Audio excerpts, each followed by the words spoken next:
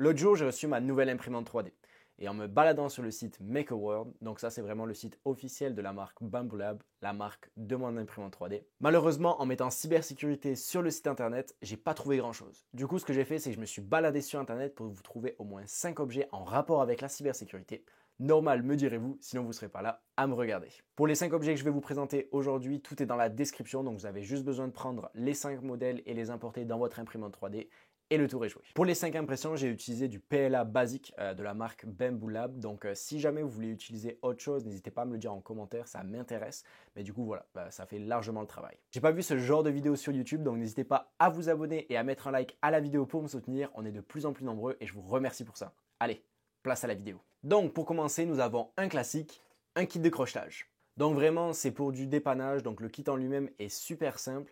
On a 4 crochets plus un tendeur, je pense que ça s'appelle comme ça, vous pouvez me corriger en commentaire. Avant de vous faire une démo du kit, n'oubliez pas d'utiliser ce genre d'outils avec des choses qui vous appartiennent, donc des cadenas qui vous appartiennent ou des serrures qui vous appartiennent, mais aussi de l'imprimer avec du matériel qui est assez solide parce que ça peut casser à l'intérieur de la serrure et l'endommager, donc faites attention avec ça. J'ai voulu vous faire une démo avec ce cadenas, malheureusement je me suis rendu compte que le mécanisme à l'intérieur était brisé, donc ça ne fonctionnera pas.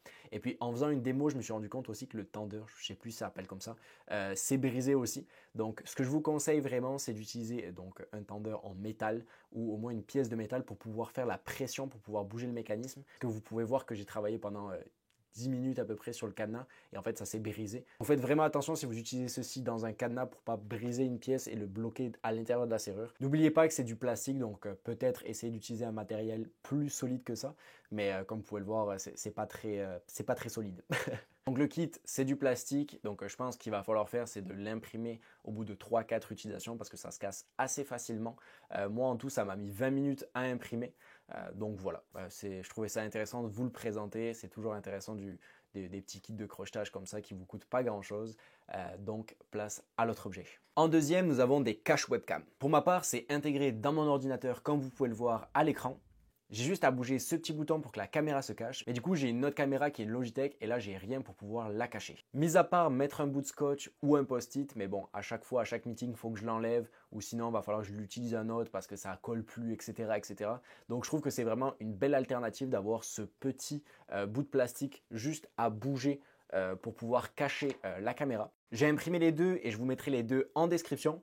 Pour ce qui est de celui de l'ordinateur qui est intégré, donc vous avez juste besoin de mettre du scotch double face dessus. Et faites attention en fermant l'ordinateur de ne pas briser l'écran. Donc moi ce que je vous conseillerais, ça serait peut-être de l'imprimer un petit peu plus fin. Moi je sais que sur mon ordinateur ça ne marcherait pas parce que mon ordinateur est trop fin. Vous pouvez l'imprimer un petit peu plus fin, probablement vous allez pouvoir fermer votre ordinateur correctement. Ça a été environ 30 minutes pour les deux et comme vous pouvez le voir à l'écran sur ma Logitech, ça fonctionne très très bien. Pour le troisième objet, nous avons cette petite carte. Je sais absolument pas comment elle s'appelle, mais en fait elle sert à ouvrir des portes.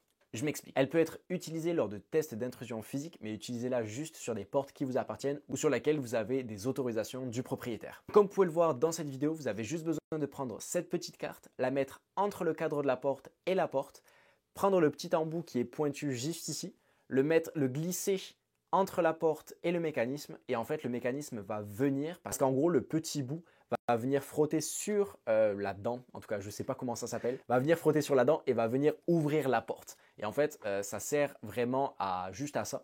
Et en fait, l'autre bout, c'est vraiment si le mécanisme est dans l'autre sens, vous avez juste besoin de pousser et en fait, le mécanisme pareil va venir.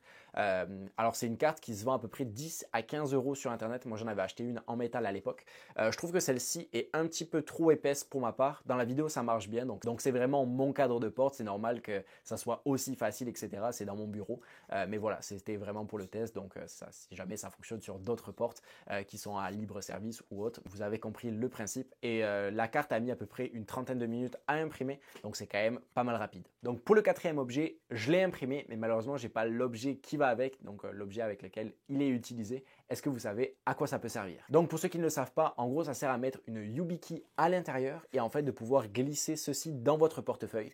À la place que ça soit directement sur vos clés ou dans vos poches, ben, au moins vous pouvez vous trimballer ça dans votre portefeuille et au moins c'est pas à la vue de tous. Donc je trouve que c'est vraiment quelque chose de super utile. Donc il y a tous les formats, il y a ceux qui sont en USB-C, USB-A. Donc vraiment, je trouve ça vraiment intéressant. C'est un petit peu épais comme vous pouvez le voir. Vous pouvez voir aussi à l'écran à quoi ça ressemble dans un portefeuille. Je trouve ça vraiment intéressant et et je pense que quand j'aurai une YubiKey, ce que je vais faire, c'est que je vais la mettre directement dans mon portefeuille à la place de la mettre sur mes clés à la vue de tous. Et pour finir, voici une RFID ou NFC bloqueur. Il y a quelques temps, j'ai acheté 3 cartes du même style à 10 € sur internet qui prétendaient le faire. Et le pire dans tout ça, c'est qu'elles ne fonctionnaient même pas. Comment j'ai découvert? Grâce à mon Flipper Zero. J'en avais même fait une vidéo à l'époque, je vous mets le lien en description. Donc grâce au Flipper Zero, j'ai eu la possibilité de voir que mes cartes ne fonctionnaient pas, mais c'est pas à la portée de tous.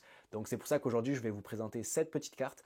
Comme vous pouvez le voir, c'est juste une carte avec de l'aluminium à l'intérieur, parce que pour ceux qui ne le savent pas, l'aluminium bloque les ondes. Vous allez voir juste après qu'on va faire un petit test avec le Flipper Zero qui scanne une carte bancaire avec la carte et sans la carte, et vous allez voir la différence. Donc rien de plus simple pour imprimer cette carte, vous allez avoir besoin d'imprimer 2 pièces. Dans la première, vous allez imprimer le patron. Donc, ce patron sert à mettre l'aluminium et après vous découpez la feuille d'aluminium pour qu'elle soit dans la bonne taille à mettre dans la carte pour bloquer le RFID. Ensuite, ce que vous allez devoir faire, c'est commencer à imprimer la carte. Mais après la première couche, donc vraiment quand la première couche a été faite, vous allez devoir mettre votre imprimante sur pause et coller la feuille d'aluminium. Et après repartir l'impression. Ce que ça va faire, c'est que l'imprimante va imprimer au-dessus de l'aluminium. Comme vous pouvez le voir, on voit à travers l'aluminium. Voici le test avec le Flipper Zero. Donc, vous inquiétez pas, la carte bancaire qu'on va faire des tests dessus m'appartient.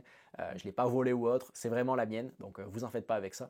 Donc, comme vous pouvez le voir dans le premier test, en moins de 1 seconde, le Flipper Zero arrive à détecter les données de ma carte de crédit. Et après, quand on met cette carte par-dessus, on peut voir que même collé, je l'ai posé sur la carte.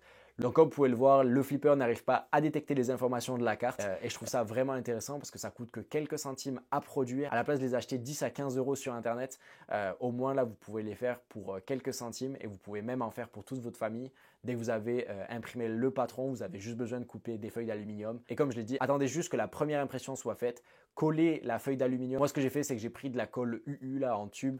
Tu colles l'aluminium dessus, puis après tu repars l'imprimante et ça fonctionne super bien. Donc voilà, c'est tout pour moi. Donc cette vidéo, c'est juste une partie 1. Peut-être qu'il y aura une partie 2 dans le futur. Merci beaucoup à ceux qui s'abonnent. On est de plus en plus nombreux et ça, c'est vraiment cool. On se retrouve pour une prochaine vidéo. C'était Loïc.